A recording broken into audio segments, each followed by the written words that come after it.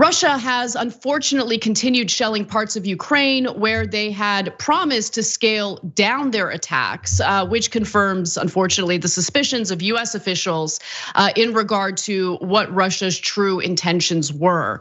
Now, literally just yesterday, Russia had promised to scale down, scale back, and they claimed that they were doing this all in good faith to get to a point where they could reach a ceasefire and a peace deal with Ukraine.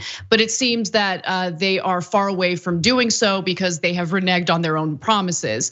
Now, the intensified attacks in Ukraine took place in Chernihiv and also continued. They continued shelling in Kyiv, despite claims that they would draw back in those areas as well. Now, Chernihiv's mayor has released a statement about this, saying that Russia had lied and that they are continuing to heavily hit his city, which is less than 100 miles north of the country's capital. It's one thing for Ukrainian officials to say that, but it has been corroborated with other independent sources. Russia, unfortunately, has not scaled down in the areas that it promised to scale down in. There was also continued barrage of Kyiv suburbs. Ukrainian officials said. A spokesperson for the Ukrainian Ministry of Defense provided more details about this, saying that they're experiencing aggressive attacks on the ground. He says, quote, "The general staff of the Ukrainian armed forces has been noticing some partial movement of certain units of the enemy from Kyiv and Chernihiv areas. At the same time, there's no mass scale withdrawal from those areas.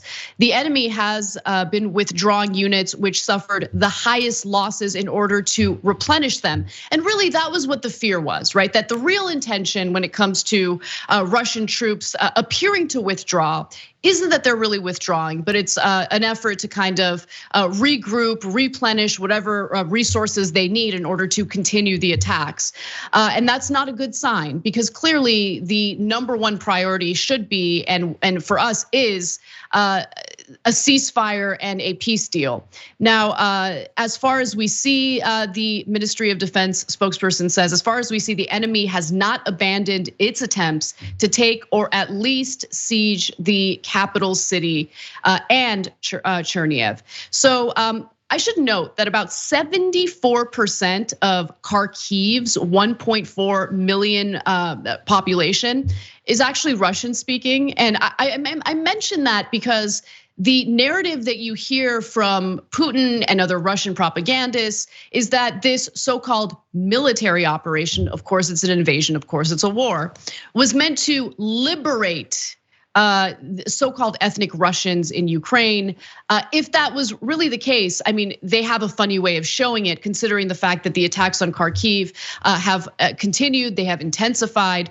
Russia is also intensifying their attacks on the eastern Donetsk region, particularly in the eastern city of Izium. But they never promised to scale back in the eastern portion of Ukraine. In fact, what they clearly want in Ukrainian concessions is to essentially have Ukraine hand over the eastern portion of Ukraine to Russia. And of course, Ukrainian officials, including Zelensky, are refusing to do that.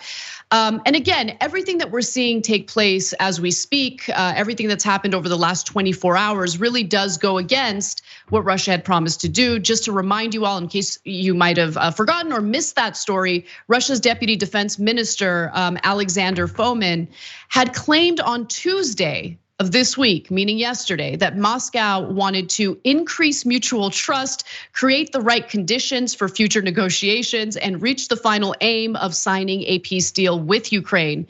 He added during the talks in Istanbul that the Kremlin would, quote, radically reduce military activity in the direction of Kyiv and Chernihiv, and of course that has not been the case.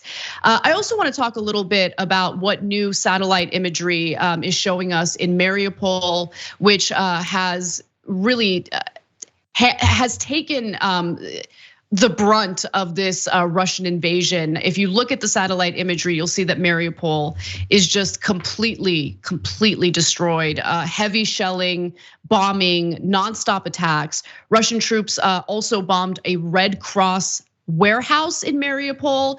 And the targeting of humanitarian aid is considered a violation of the Geneva Convention, but clearly, Russia has already committed so many war crimes in Ukraine that I highly doubt that they're concerned about, drawing a line when it comes to the Red Cross or humanitarian aid in Mariupol. I mean, they bombed a theater that was clearly marked children on both sides. They also decided to target the maternity hospital, which we've talked about at great length on the show, and it doesn't matter. There really isn't any concern about breaking international laws or rules in regard to this war. Also, a famous Ukrainian cat is getting a lot of attention. I thought I would bring this up. I know it sounds a little cheesy, but it also shows you the extent to which animals are suffering. There were animals that were, in some sort of facility that were rescued recently, kangaroos to be specific. But there's also this one famous Ukrainian cat that had to flee Kyiv as a result of the heavy shelling. Stepan the cat is his name. His Instagram account, Love You Stepan, has 1.2 million followers. He was forced to flee with his owner from their home in Kharkiv, northeast Ukraine, when Russia began shelling the city last month. Since reaching France, though, his owner has actually used social media to raise more than $10,035 for 5 charities that would actually help to rescue some of the animals that are still stranded in parts of Ukraine that have dealt with the most aggressive attacks. And I thought I would share this photo with you all because I thought it was very cute. There's Stepan the cat. I love that they're using their social media account in an effort to raise money. The money will be donated to the 5 charities, Happy Paw, You Animals, Mykolaiv Zoo, and Polyushka. So again, obviously the great deal of humanitarian aid, all of the attention is mostly on people, but there are some animals that are suffering as a result of this. Final thing I wanted to mention is, the latest attacks by Russia, first of all, is not helping its case. As you guys know, there's certainly been a miscalculation by Vladimir Putin. He was under the assumption that he would be in and out probably within 2 days, and he would be able to essentially install a puppet government to his liking. It hasn't worked out that way. There's been some pretty fierce resistance, and Russian troops are failing pretty miserably when it comes to their own military weaponry and equipment. It's been a bit of a disaster for them. So there are various open source, various teams like looking at open source data in an effort to kind of understand just how much Russia's failing in this war. But more importantly, they want to keep track of the weaponry and where it's ending up. And here's what we know from open source data alone, namely images and videos shared online, one team of part-time weapons trackers has documented a total of 2,055 Russian military vehicles destroyed, abandoned, or even captured by Ukrainian forces. Among that number are 331 tanks, 235 armored fighting vehicles, 313 infantry fighting vehicles, and 40 surface-to-air missile systems. And that's according to Oryx blog. So this is one of the sources that's kind of keeping track of things. But they do provide a caveat to all of this because the numbers that they're sharing are likely to be underestimates. Their list, they add, only includes destroyed vehicles and equipment of which photo or video evidence is available. Therefore, the amount of equipment destroyed is significantly higher than recorded here. And they want to make sure that they have the data, the actual evidence of the weaponry before they put their numbers out, which is why they're being conservative. But it just shows you the heavy losses by the Russian troops, which is part of the reason why I think Putin does eventually want to save face. And instead of trying to take over the entire country, he'll probably try to do something similar to what he did with Crimea, essentially take a portion of Ukraine, the eastern portion for himself. It's unclear whether that will happen.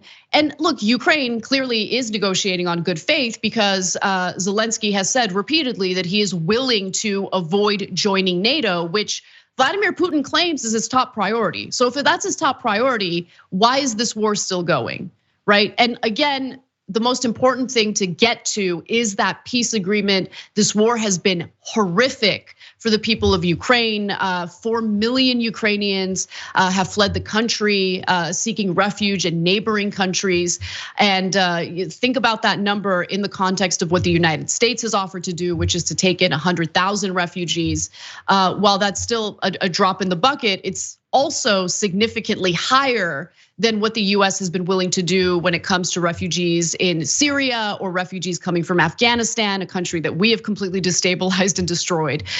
So you kind of take a step back and you look at all of that in context. But the point here is the pain and suffering needs to stop, and the only way that it will stop is if there are good faith efforts to engage in these negotiations. And so far, we're not really seeing that from the Russian side.